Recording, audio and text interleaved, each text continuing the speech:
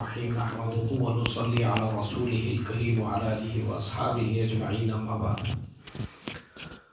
देखिए, अभी ये जो मजलिस है हमारी, इसमें सवाल जवाब जो है, अभी जैसे हमारे अब्दुल सत्तार सेठ के सवालात थे तो माशाल्लाह हमारी मजलिस ईशा तक भी चलती तो उनके सवालात का सिलसिला ख़त्म नहीं होता था, क्योंकि माशाल्लाह उनके पास में इल्म हासिल करने की एक जुस्तजू है, एक शौक़ है।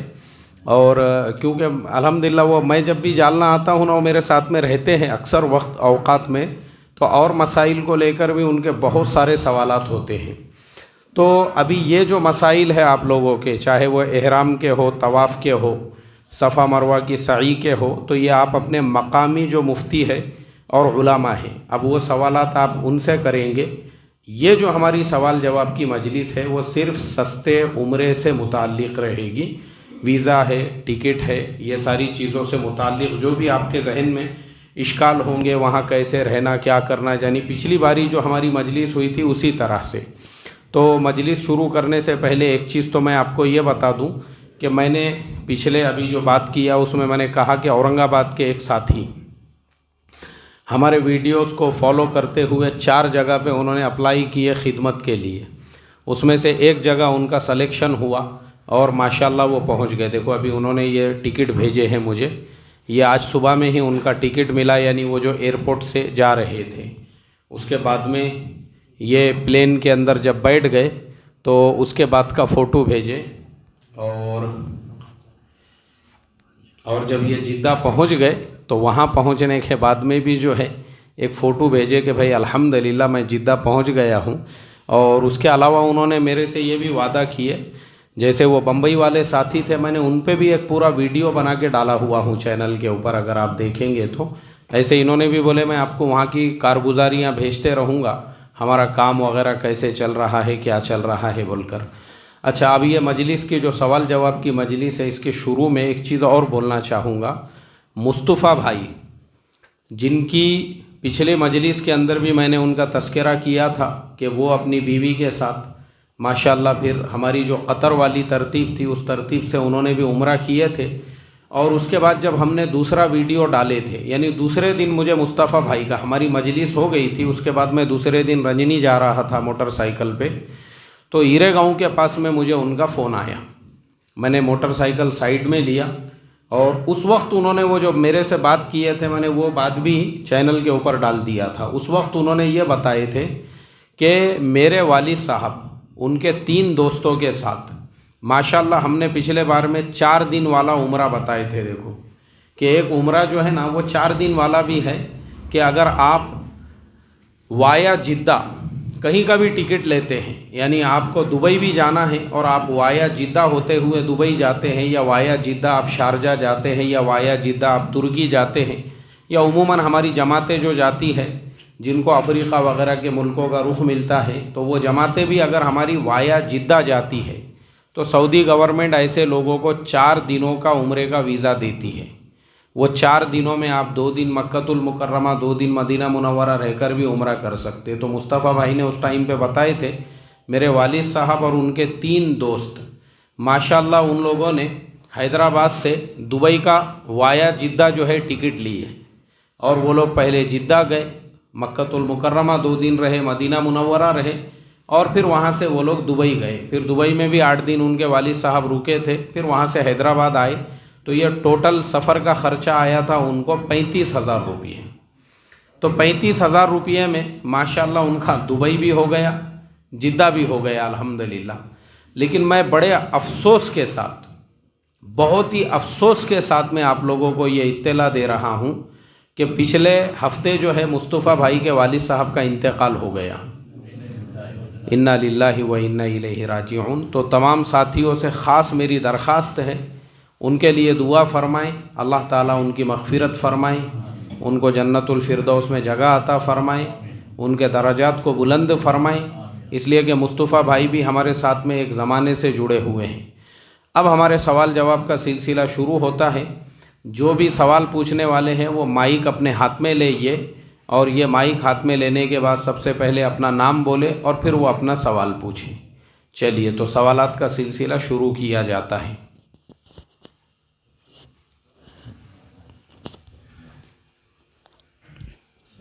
अस्सलाम वालेकुम।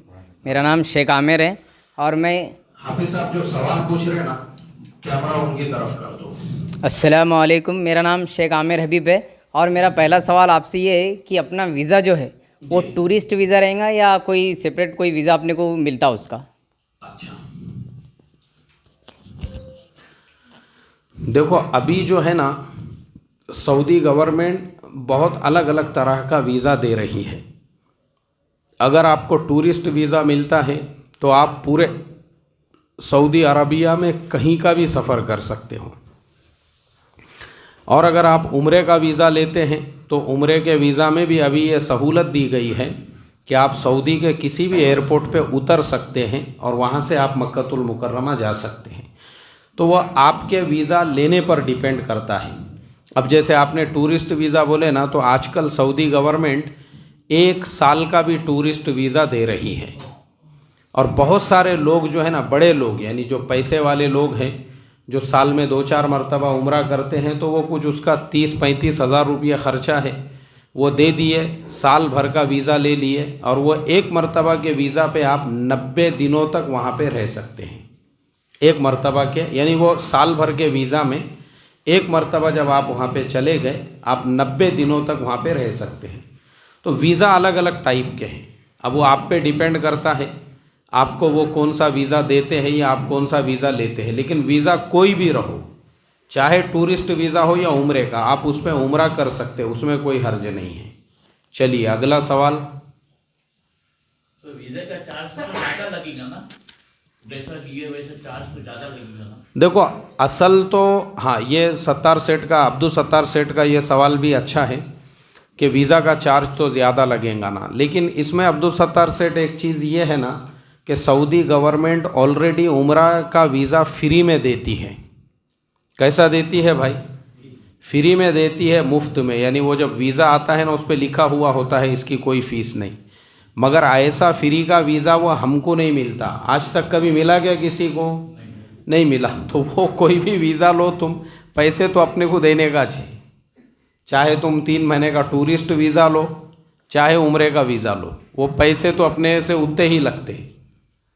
क्योंकि हम जो कोशिश में लगे थे ना, वो इसीलिए भाई तुम यूरोप वालों से, अमेरिका कनाडा वालों से जो पैसे ले रहे ना, हमारे से भी वो लो और हमको भी वो सर्विस दो। चलिए और किसी का कोई सवाल? अस्सलाम वालेकुम, मेरा नाम शेख मुशीर है। वहाँ पे शहज़ाद भाई जो होटल में ठहरे थे, तो उस तरह की होटल या उसके अलावा और जो सस्ते होटल है, अगर उसका एड्रेस मिल जाए या आपकी यूट्यूब पर जो डिस्क्रिप्शन में नीचे अगर एड्रेस मिल जाए, ऐसी होटलें जो आमतौर पर सस्ती रहती हैं, हरम से करीब है, तो अगर मिल जाए तो बेहतर रहे। बहुत अच्छा सवाल है ये। देखो ऐसे ही सवाल आना चाहिए, क्योंकि यही जो है ना, यही चीज़ें हमारे सामने क्लियर होना ज़रूरी है। अब इसमें शहज़ाद भाई ने जो बातें बताई ना काम की, वो बहुत काम की बातें हैं, ध्यान से सुनने की है। हमने ये कहा था हमारी मजलिस में पिछली मर्तबा कि भाई आप 1 दिन की बुकिंग यहाँ से करके जाओ, या नहीं भी करके गए तो 1 दिन के लिए होटल महंगा भी मिलता होगा तो ले लो। और वो महंगे होटल में 1 दिन रह के, क्योंकि हमको यहाँ से रहेगा एहराम। अब एहराम है, मस्तूरात है अपने साथ में, वज़न है, सामान लेके कहाँ घूमेंगे वहाँ। तो इसके लिए पहले दिन हमको जो भी होटल मिलती है तो वो उसमें हम अपना सामान वामान डाल दें और अपना उम्रा पूरा होने के बाद जब अपने नॉर्मल कपड़े पहन लिए, फिर हम कोई सस्ते वाली होटल वहाँ पे तलाश करना शुरू करें। अब शहज़ाद भाई के बकौल जो मालूमात उन्होंने दिए, अच्छा उन्होंने मेरे को ये भी कहा कि बोले आपने ये कहा था कि भाई आपको हरम के 1 किलोमीटर 2 किलोमीटर तक भी अगर होटल मिलती है, तो उन्होंने कहा कि 2 नहीं, बोले मुफ्ती साहब मैं अगर ये कहूँ कि 4-5 किलोमीटर भी दूर मिलती है तो भी आपको घबराने की ज़रूरत नहीं, क्योंकि दूर वाली जो होटलें वाले हैं उन लोगों ने अभी ये तरतीब बनाए हैं कि 4-5 होटल जो है आजू बाजू में, उन लोगों की एक बस खड़ी हुई होती है जो आपको हरम ले जाती है और हरम से लाती है। तो भले आपकी होटल दूर रहे, आपको उसका टेंशन लेने की ज़रूरत नहीं है। होटल वाले की बस आपको ले जाने और लाने के लिए वहाँ पे तैयार है। तो इसके लिए हमको ये कोई बहुत बड़ा मसला नहीं है, क्योंकि वहाँ आपको 1-2 दिन हो गए ना, तो फिर आप खुद सब मालूमात कर सकते हैं वहाँ की। मेन मसला यही है, अगर हम यहाँ से एडवांस में भी बुक करके जा रहे हैं या वहाँ पे भी हम जाके एक दिन के लिए, कोई मसला नहीं। अभी शहजाद भाई ने भी पहले दिन के लिए जो होटल बुक किए थे वो उनको मिली थी 120 रियाल की, और फिर उन्होंने एक दिन वहाँ पे रुक गए, और रुकने के बाद में फिर दूसरे दिन से जो होटल उन्होंने किए फिर वो उनको मिली 40 रियाल वाली। यानी वो सेम होटल, जो होटल में इन्होंने पहले 2 कमरे लिए थे, वही होटल वाले से बात किए। बोले भाई देखो हम दूसरी कोई होटल में कमरा देख रहे हैं, तो इसलिए बेहतर ये है कि तुम्हारी ही होटल में अगर तुम सस्ता देते होगे और बड़ा कमरा दे दो जिसमें 8 लोग एक साथ आ जाए, बजाय 2 कमरों के। तो उसने फिर इनको एडजस्ट करके एक बड़ा कमरा दे दिया। तो इस तरीक़े से आप ख़ुद वहाँ पे जाने के बाद में अपने एतबार से तहक़ीक़ कर सकते हैं। बहुत सिंपल तरीक़ा है ये। चलिए, के लिए उनको बुक करना है तो वो तो अपने बुक करे और निकल जा रहे हो यहाँ से, तो नहीं, ऐसा होटल वाला बोलेगा नहीं तो उन्होंने बुक ही नहीं किए ना। अच्छा, उन्होंने कुछ ही बुक नहीं किए, उन्होंने ऑनलाइन भी बुक नहीं किए। वो यहाँ से सीधा वहाँ पे गए और जहाँ बस वाला जहाँ पे उतार देता था, वहाँ उतरते ही आमने सामने जो होटलें नज़र आ रही थी उन्होंने सब लोगों को रुका एक जगह पे, और अकेले जाके जो है होटल वालों से तहक़ीक़ किया। अरे एक होटल वाले ने 120 रियाल का बोला, तो फिर सबको लेके वहाँ चले गए, सामान वामान रख दिए, उम्रा किए, और फिर उसके बाद जब अपने नॉर्मल कपड़े वपड़े पहन लिए फिर उन्होंने उसी होटल वाले से बात की, भाई तू सस्ता देता होगा तो बहुत अच्छी बात है, नहीं तो हम दूसरी जगह देखते। ऐसा करने का। अस्सलाम वालेकुम वरहमतुल्लाहि वबरकातुहू। मुफ्ती साहब, मैं शेख इसहाक जलगांव महाराष्ट्र से हूँ, हाफिज़ अब्दुल की टीम से आता हूँ। तो मेरा सवाल इस तरीके से था कि हम जब वीज़ा अप्लाई करें तो कहाँ पर अप्लाई करें, किससे करें? यानी कुछ उसकी वेबसाइट है या फिर हम किसी बंदे से इसके ताल्लुक़ से पूछें? हम क्योंकि नवे इस ताल्लुक़ से हमको कुछ मालूमात नहीं, तो हम क्या कर सकते हैं आगे?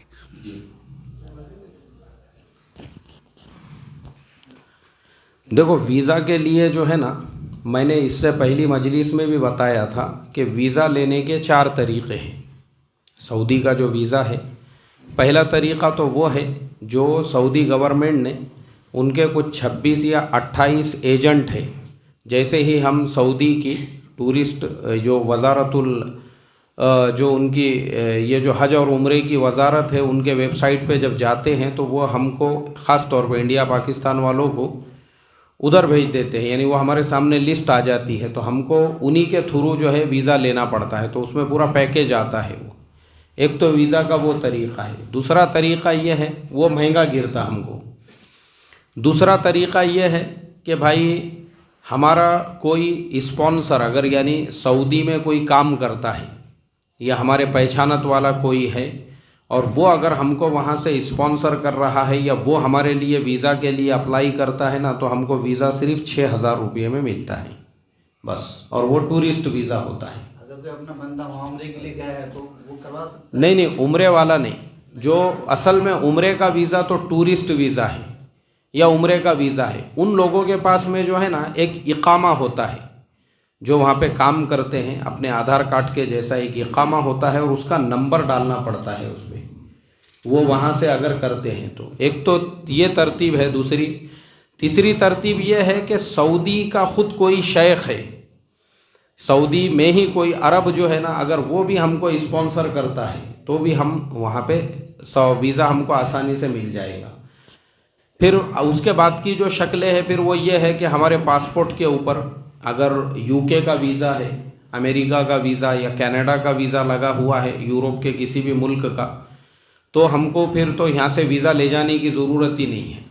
डायरेक्ट अपना पासपोर्ट लो और जैसे ही हम सऊदी के किसी भी एयरपोर्ट पे पहुँचेंगे तो वो हमको वहाँ पहुँचते ही वीज़ा ऑन अराइवल दे देते हैं। ये हमारे लिए एक सहूलत है। तो ये सारी किस्में हैं। अब वो जो चीज़ के लिए हम कोशिश कर रहे हैं वो ये है कि जैसे यूरोप के 50 मुल्कों के लिए, यानी यूरोप और उसके अलावा जो तरक्की याफ्ता 50 मुल्क हैं, उनके लिए सऊदी गवर्नमेंट ने ऐसा कानून बनाया, यानी उनके लिए ये सहूलत है कि ये जो 6,000 वाला वीज़ा है, बग़ैर किसी स्पॉन्सर के, यानी हमको कोई वहाँ पे किसी के स्पॉन्सरशिप की ज़रूरत नहीं। हम ऑनलाइन गए, अभी दुनिया के बहुत से मुल्क हैं, जैसे मलेशिया का वीज़ा है, वियतनाम का वीज़ा है, इसी तरह से जो है अज़रबैजान है और उज़्बेकिस्तान, किर्गिज़िस्तान वगैरह, ये सारे मुल्कों का वीज़ा, ईरान है, ये मुल्कों का वीज़ा हमको इंडियन को कैसे मिलता है? उनकी वेबसाइट पे जाओ, वीज़ा की फ़ीस है $20-25, वो पे कर दो, पासपोर्ट के डिटेल डाल दो, दूसरे दिन वीज़ा हमारे ईमेल पे आ जाता है। सऊदी गवर्नमेंट ऐसा ही वीज़ा 50 मुल्कों को देती है, लेकिन हमको नहीं देती। इंडिया, पाकिस्तान, बांग्लादेश उसमें नहीं है, और वो नहीं होने का रीज़न ये है, हम इंडियन तो वो काम नहीं करते, लेकिन अक्सर पाकिस्तानी जो है ना, 80% पाकिस्तानी जो उम्रे का वीज़ा लेकर जाते वो वापस आते ही नहीं हैं, या फिर वो वीज़े के दरमियान में वहाँ पे खजूरों के बाग में काम करते, या कुछ भी कोई भी काम करते वहाँ पे, ऐसा वज़न उठाने का बोलो, किसी की दुकान पे खड़े रहने का, होटल के अंदर, ऐसे बहुत काम है वहाँ पे। तो वो लोग उस तरह से करते ना, तो ये लोग हमको भी उसी कैटेगरी में समझ के ये डरते कि भाई इन लोगों को भी ऐसा वीज़ा देंगे तो हमारे मुल्कों में आके इस तरह से ये लोग रह जाएंगे, तो वो वीज़ा अभी तक हमारा नहीं शुरू करे। तो हम जो गए थे दिल्ली को, वो इसीलिए गए थे कि भाई हमको भी वो वीज़ा दो, जैसे दूसरे दुनिया के मुल्कों को तुम दे रहे कि एक इंडियन को अगर चाहिए तो वो ऑनलाइन जाए और इस तरह से 6,000 रुपये भर के 3 महीने का टूरिस्ट वीज़ा वो ले ले। वो अगर शुरू हो जाता है ना मौलाना, सबसे बड़ा मसला हमारा वीज़ा का ही है। अच्छा, इसमें बहुत बड़ी सियासत है, असल में ये एक बहुत बड़ा धंधा है। अब जैसे महाराष्ट्र गवर्नमेंट ने विमल गुटखे पे पाबंदी लगाई हुई है, मुझे अब आप बताओ कौन सी पान टपरी है जहाँ पे गुटखा नहीं मिलता? अरे भाई बताओ ना मुझे। बिहार में और कुछ स्टेट्स में शराब बंदी है, लेकिन धड़ल्ले से वहाँ पे शराब बेची जाती है, जैसे यहाँ पे गुटखा बिकता है, हालांकि गुटखा तो पाबंदी है। क्यों बिक रहा है? ब्लैक में इसलिए बिक रहा है क्योंकि जो गुटखे की पुड़ी 5 रुपये में बिकने वाली है 10 रुपये में, मैंने सुना अब वो 20 रुपये 30 रुपये में ब्लैक में बिकती है। बताओ उसकी कीमत बढ़ी क्या नहीं बढ़ी? तो ये बीच के 20 रुपये किसके जेब में जा रहे? वो किसके भी जेब में जा रहे होंगे। तो ऐसा ही ये वीज़ा का भी धंधा है, ये वीज़ा का भी धंधा है ये। अभी मैं क्या बोलूँ आपको, अगर मैं और आपको बताऊं तो आप हैरत करोगे। जिन लोगों ने अब हज के लिए ही मैं आपको बताता हूँ, जिन लोगों ने हज के लिए औरंगाबाद से बुक किया हुआ है और जिन्होंने बम्बई से बुक किया हुआ है, उन दोनों के दरमियान में 88,000 रुपये का फ़र्क है। कितने हज़ार रुपये का? 88,000 रुपीज़ का फ़र्क है जी, वो भी पर मेंबर है। और आपको ये भी बता दूं कि औरंगाबाद से भरने वाले 1700 हाजी हैं। अब 1700 का कैलकुलेशन करेंगे तो वो होते हैं 15 करोड़ रुपये, जबकि औरंगाबाद वही लोग अगर बम्बई से भर देते थे तो बम्बई जाने को ट्रेन में 150 रुपये का टिकट आता है बम्बई को जाने के लिए, रिजर्वेशन के साथ गए तो 500 रुपये लगते हैं। अब आप मुझे बताओ 500 रुपये में बम्बई पहुंच रहे तो फिर ये 88,000 रुपये काय के? बात समझ रहे कि नहीं आप मेरी? तो यही वीज़ा का भी मसला है। अगर यही चीज़ यूरोप के किसी मुल्क में होती थी ना, वहाँ 100% लोग पढ़े लिखे हैं। अच्छा, यहाँ पे भी यही मसला है। कौन सा? हमारे अनपढ़पन का, हमारे गुर्बत का, और हमारे ये सब चीज़ों का इस तरह से फ़ायदा उठाया जाता है। वो मुल्कों में लोग कैसे रहते? अभी आपने देखे अमेरिका के जो है ना प्रेसिडेंट के घर में घुस गए थे, वो देखे थे कि नहीं आप लोगों ने? जो वाइट हाउस है, ऐसे झूमर को लटक रहे थे लोग वहाँ पे, देखे थे कि नहीं आप लोगों ने? वो अभी इलेक्शन हुए थे, उसके बाद में वाइट हाउस पे आम लोगों का कब्जा हो गया था। वहाँ के लोग ऐसे हैं क्योंकि वहाँ के लोगों को खुद का हक, खुद का राइट पता है। हमारे यहाँ लोगों को क्या लगता, अभी आपको हैरत होंगी ये जानकर, आपको पता है दुनिया के जो टॉप 10 बिलियनियर हैं उसमें इंडिया के कितने हैं? उसमें इंडिया के गौतम अदानी जो है ना, वो दुनिया के 3रे नंबर का सबसे अमीर आदमी है और एशिया का सबसे अमीर आदमी शुमार होता है। उसके अलावा दुनिया की 17 जो बड़ी बड़ी कंपनियां हैं, उन कंपनियों के जो CEO है वो इंडियन है।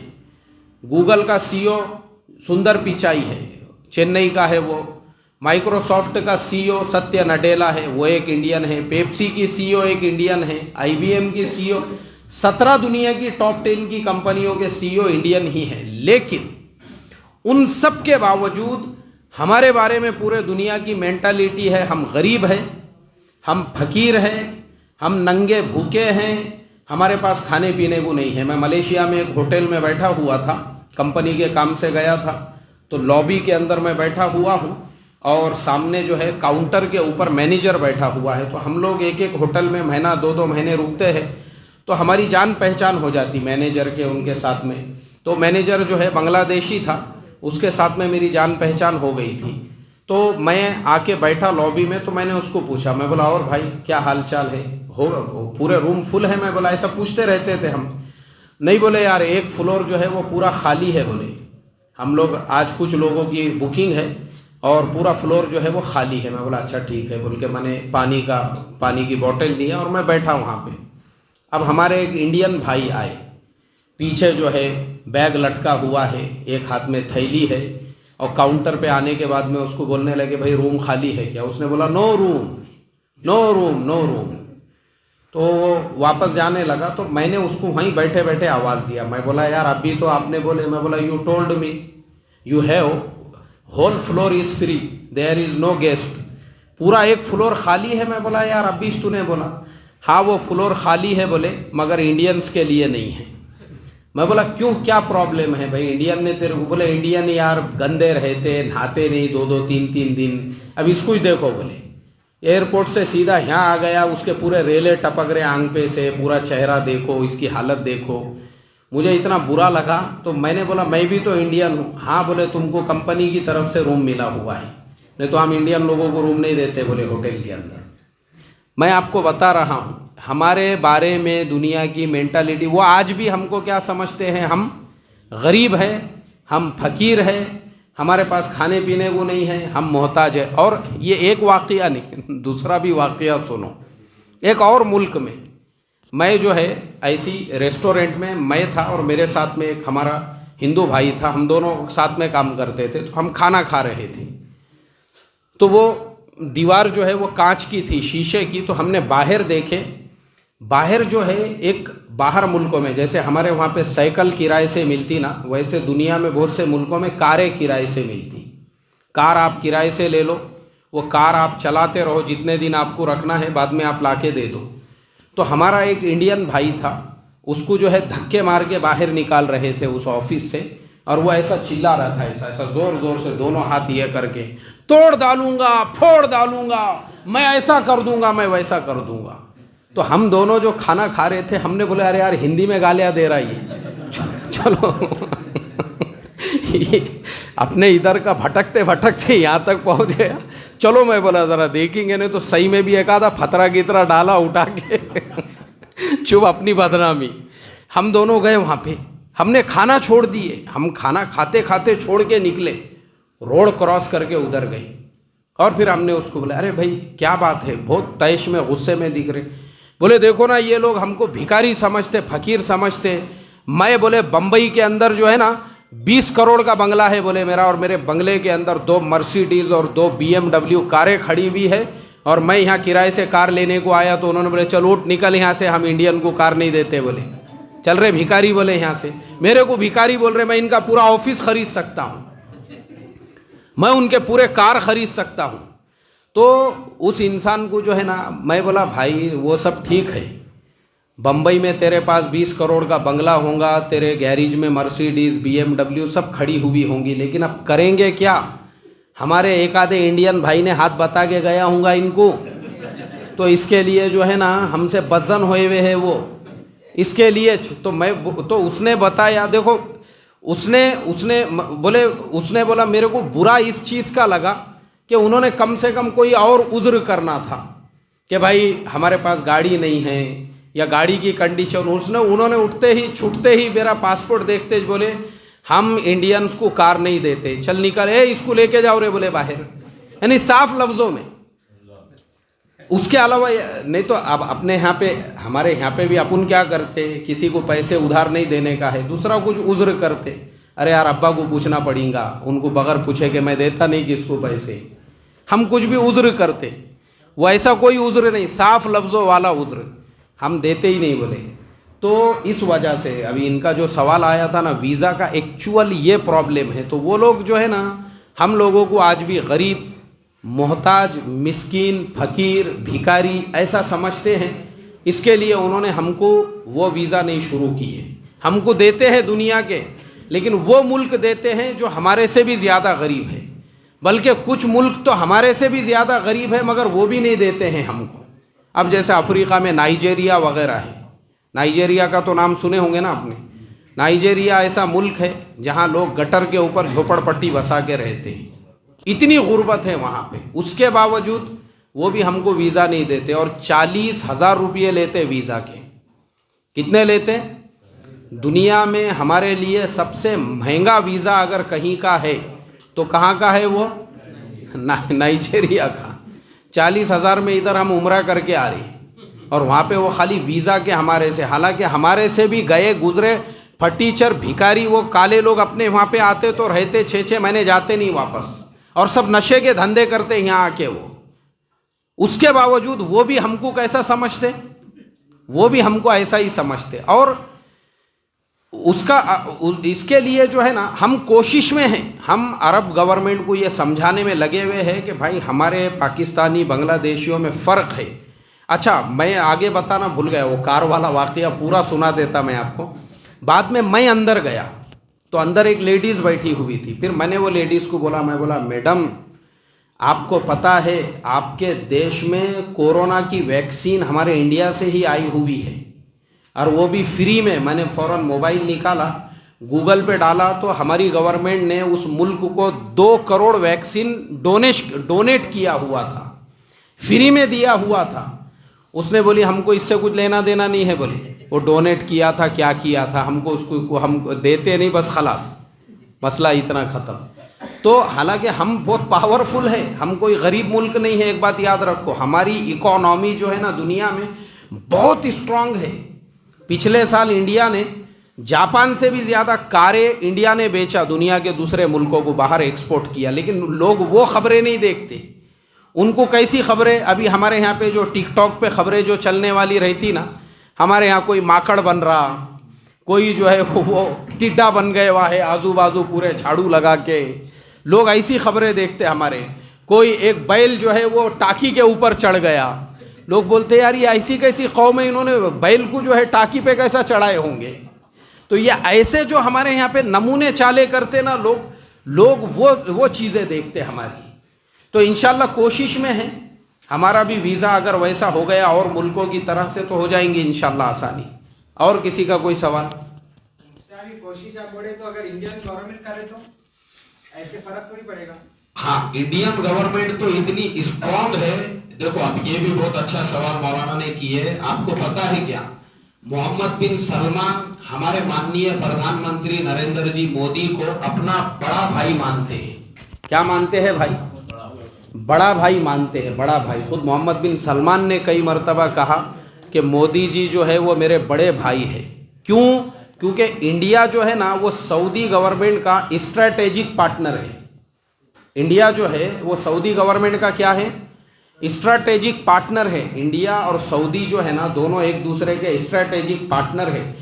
बहुत गहरा ताल्लुक़। अभी आप सोच भी नहीं सकते कि इंडिया की जो टोटल इकोनॉमी है उसका 80% जो है ना वो बाहर मुल्कों में, वो सिर्फ अरब मुल्कों से आता है। Oman, Saudi, UAE, Qatar, Bahrain, जितने भी अरब मुल्क हैं 80%। तो हमने गवर्नमेंट से ही रिक्वेस्ट किए थे, तो इंशाल्लाह गवर्नमेंट के थ्रू ही उस काम में लगी है।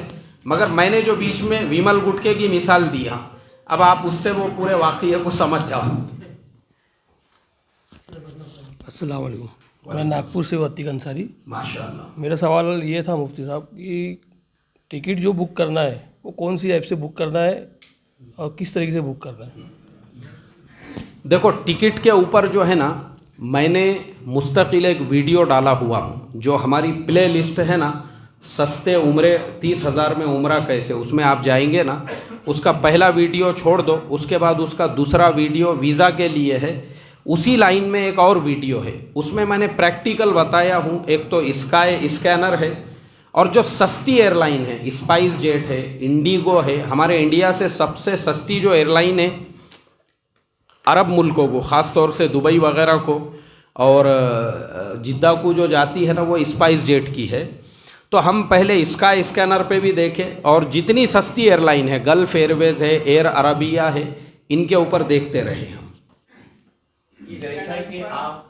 जैसा कि आप अमीर बनकर साथियों को लेके चलते हैं, ये थेरेटिकल है, आप कोई के दिमाग में बैठता नहीं। एक तरफ आप प्रैक्टिकल करके अमीर बनकर सबको लेके चले तो मेरे जैसा भी कोई चलो या अमीर बन के मैं भी चलता हूँ तुम्हारे को साथियों को 5 साथी 8 साथी 17 साथी को लेकर, तो एक तरफ ऐसा प्रैक्टिकल होने के बाद ये आदमी सबके दिमाग में बैठ सकता है, सभी अपने साथियों को लेके चल सकते हैं। देखो नहीं, वो कैसा है, हम जिम्मेदारी लेने का काम नहीं करते, हम सिर्फ तरीक़ा बताते। अभी मैंने क्या बताया आपको, हम सिर्फ आपको साइकिल चलाना, बिरयानी पकाना सिखाते हैं, वो पकाना आपका काम है। साइकिल चलाएंगे तो साइकिल पे चलाने के चल पर घड़ी घड़ी गिर जाएंगे तो आप उसको बैलेंस तो पकड़ना पड़ेगा ना। देखो अभी वो शहजाद भाई जो है ना, वो शहजाद भाई जयपुर के रहने वाले हैं। बताओ मुझे आप, उन्होंने किए क्या नहीं किए? वो सबका दिमाग थोड़ी ऐसे ही है क्या? आप एक दफे हमको प्रैक्टिकल करके बताओ, देखो भाई आप टिकट नहीं, अभी ये लोग कर रहे ना, ये जा रहे ना, मौलाना शोएब साहब वगैरह, इनके साथ जुड़ो आप। इस तरह से प्लेन यहाँ मिलता है, ये प्लेन के ये जगह ये है, ये कौन सा प्लेन है, ये प्लेन में सस्ता है, दूसरा प्लेन महंगा है, तीसरा प्लेन उससे कम दर्जे में है, तो इस हिसाब से हम चल सकते हैं।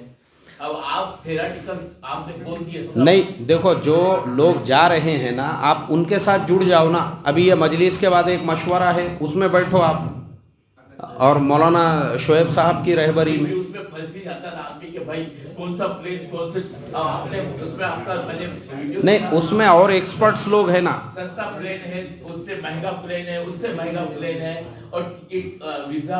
अच्छा गवर्नमेंट यहाँ की देखे इंडिया, अरे इंडिया तो जा रहे 30 में कैसा जाएंगे, तो लाख रुपए में उम्रा करेंगे। वो वीजा आपको अपना पासपोर्ट तो उसके पास वीजा सऊदी में जाएगा, सऊदी वाला आप लोग स्टैम्प मार के देगा वीजा का। वो जमाना गया, अभी तुमको पासपोर्ट किसी को ही देने की जरूरत नहीं है।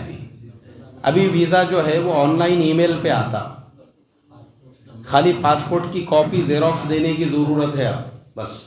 तो एक दफे आप सबको लेके चले, चलो भाई आप उसमें चले तो आपका